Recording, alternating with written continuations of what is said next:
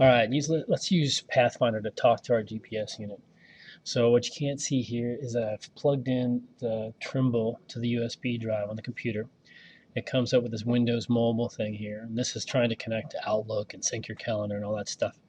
We don't need any of it, so we're going to connect without setting up your device.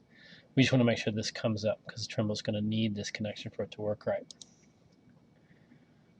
All right, next thing I'm going to do is run Pathfinder.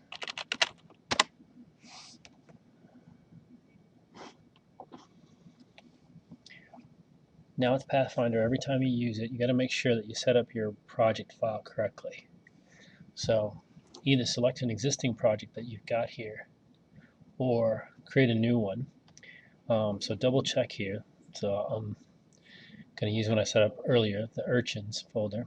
And so this is where I'm going to end up copying my files. And again, Pathfinder tries to keep track of everything. So for the most part, we want to use this setup.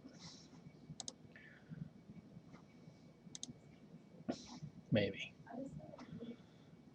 The circle of death.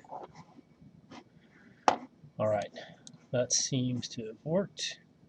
So now I'm going to connect to the Trimble. I'm going to go to Utilities and Data Transfer.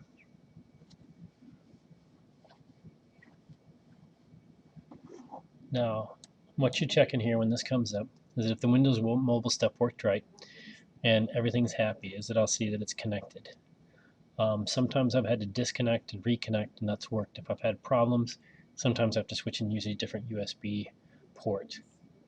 So here's where I can send files to the Trimble, like a data dictionary file or a background file, or I can receive and grab data that I've collected. So that's what I'm going to do right now. And I'm going to say add data file. So here it's going to scan the main memory on the Trimble.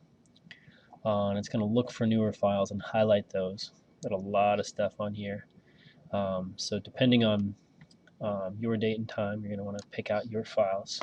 So hopefully you kept track of that. And if not, you can find this by looking at the date and time that'll show up here.